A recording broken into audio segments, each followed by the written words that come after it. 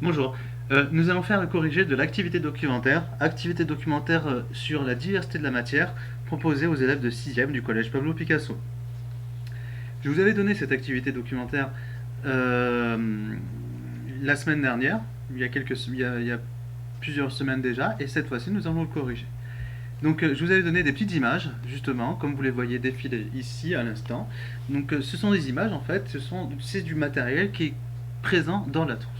Donc des crayons de couleur, des ciseaux, des stylos, feutres d'ardoise, crayons, tubes de colle, gomme, règles, etc., etc., etc.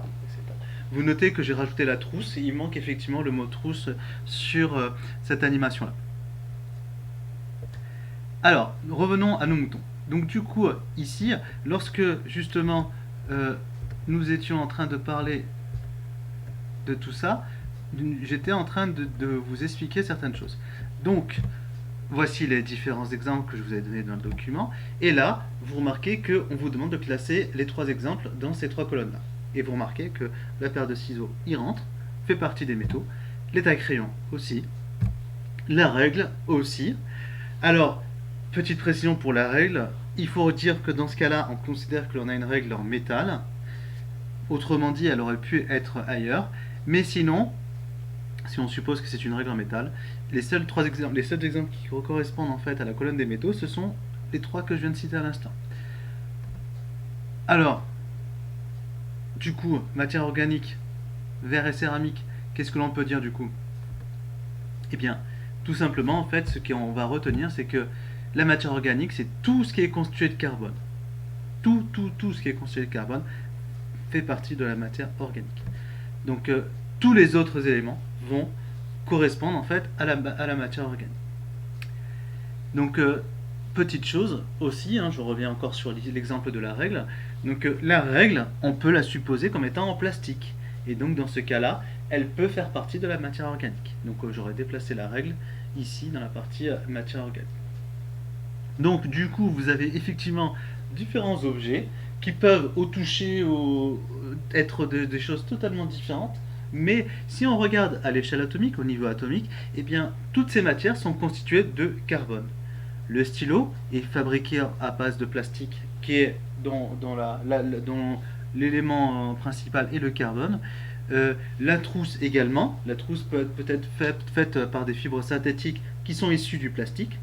Le crayon papier est issu du bois, une matière naturelle, mais qui est constituée de carbone, car aussi étant de la matière vivante. Les tubes de colle ainsi que la colle constituée à l'intérieur ont comme élément de base le carbone, idem pour le feutre d'ardoise.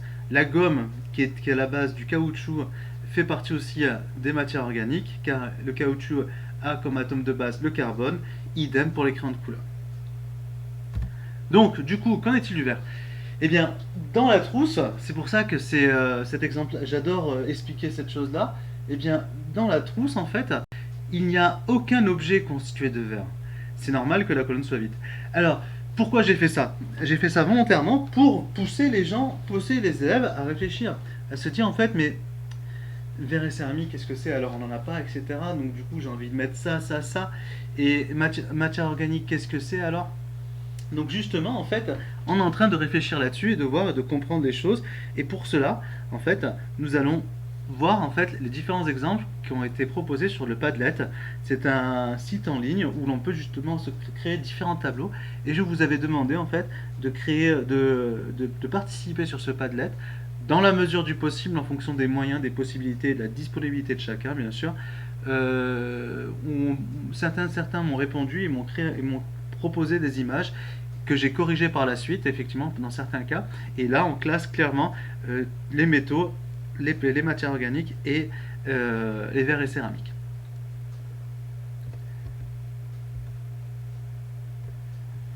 Donc, on y vient tout de suite. Voilà. Donc, du coup, ici, je suis sur le Padlet. Et on remarque en fait ici que certains élèves qui m'ont du coup très bien respecté le protocole. Donc Emma m'a proposé justement une paire de ciseaux métalliques, ce qui est juste. Ensuite il y a Armen qui m'a donné une clé, une image d'une clé, ce qui est très juste aussi. Et vous avez Célia qui m'a donné effectivement aussi l'exemple type de la règle métallique. De l'autre côté, on revient dans la matière organique. Donc Mélissa m'a donné du coton, ce qui est exact. Le coton a comme élément atome de base le carbone, donc c'est de la matière organique, c'est aussi de la matière vivante.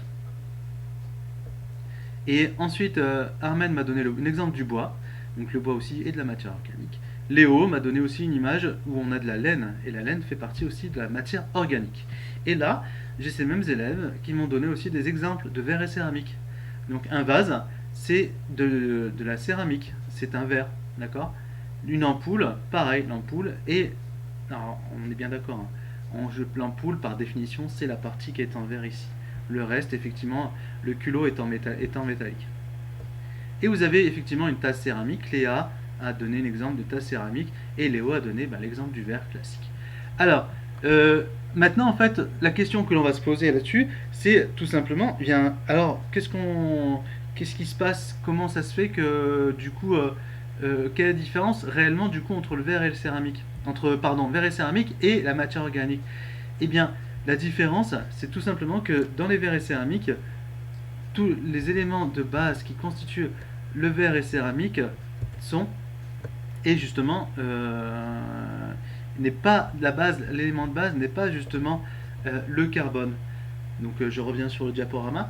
Donc l'élément de base justement n'est pas le carbone pour le verre et céramique. Donc l'élément de base en fait c'est la silice, donc la matière première à base de silicium. Donc l'élément principal est celui-ci et c'est grâce à ça que l'on fait des verres et des céramiques, ce qui est donc totalement différent de, de la matière organique. Donc voilà pour aujourd'hui. Donc j'espère que l'activité est claire, j'espère que vous aurez compris ce dont il s'agit. Et si vous avez des questions, n'hésitez pas à venir me recontacter. Au revoir.